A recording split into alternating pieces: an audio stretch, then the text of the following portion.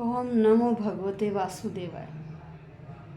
प्यारे भक्तों, हम श्रीमद् भगवद गीता का 5वां अध्याय कर्म योग का श्रवण कर रहे हैं। कल हमने श्लोक संख्या 4 का श्रवण किया था, जिसमें ज्ञान योग और कर्म योग इन दोनों लौकिक साधनों के बारे में बताया गया था कि यह दोनों ही क्या हैं? लौकिक साधन हैं और दोनों का परिणाम भी एक जैसा ही है। इन दोनों साधनों के पूर्ण होने पर ही व्यक्ति आत्म साक्षात्कार कर लेता है, इस भव बंधन से पार हो जाता है। तो आइए, श्लोक संख्या 5 में भी ऐसा ही बताया गया है कि जो व्यक्ति इन दोनों के वास्तविक रूप को समझ लेता है, वही इस संसार के सुखों को भोगकर परम धाम को जाता है। तो आइए, श्लोक संख्या 5।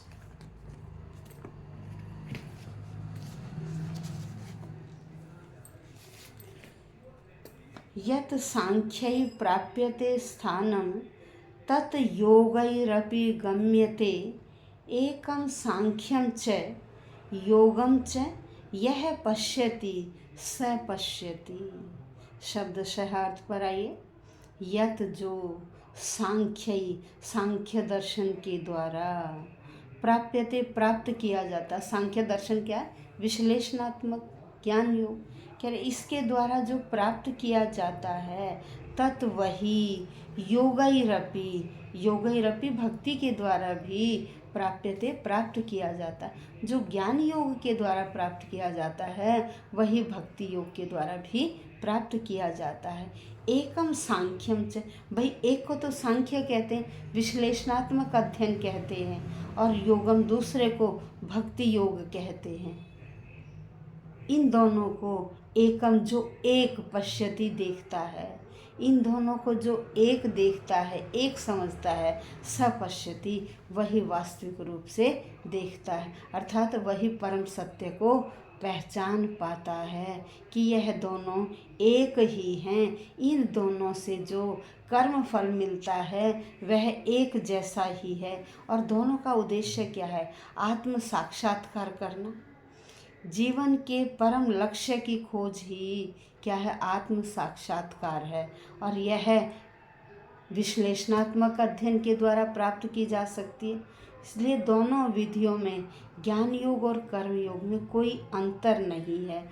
जो यह समझ लेता है कि इनमें अंतर नहीं है, दोनों का फल एक ही है, जीव भौतिक जगत का नहीं है, अपितु वह उस परमात्मा का एक अंश है।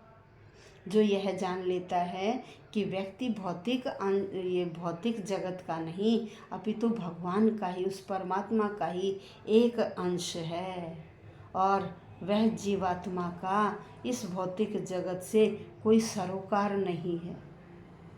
उसके सारे कार्य परमेश्वर के द्वारा ही किए जाते हैं। भाई परमेश्वर ही प्रेरित करता है, प्रेरित होकर वह कार्य करता है, और तभी वह कृष्ण भावना भावित कहलाता है। क्योंकि जो भी कार्य करता है वह ईश्वर की प्रेरणा से ही, उसी से प्रेरित होकर और उन्हीं को समर्पित कर देता है, तो यह कृष्ण भावना भावित कहलाता है। सांख्य विधि में क्या बताया गया कि मनुष्य को पदार्थ से अलग, और भक्ति योग में क्या है? कृष्ण भावना भावित व्यक्ति कर्म में, निष्काम कर्म में लगा रहता है। वास्तव में दोनों विधियां एक ही हैं। एक ऊपर से विरक्ति का साधन दिखाई देती है, और दूसरा आसक्ति का साधन दिखाई देती है। विरक्ति और आसक्ति को जो एक ही तरह देखता है, या एक ही हैं, जो ऐसा समझ लेता है, वही वस्तु के वास्तविक रूप को समझ पाता है, वही परम सत्य को पहचान पाता है। यहाँ श्री कृष्ण जी ने यही कहा कि जो इन दोनों को बराबर देखता है, वही परम सत्य को पहचान पाता है, या अर्थात उसने परम सत्य को जान लिया है। धन्यवाद भक्तों, आज हमने 5 का श्रवण किया। कल श्लोक संख्या 6 का श्रवण करेंगे।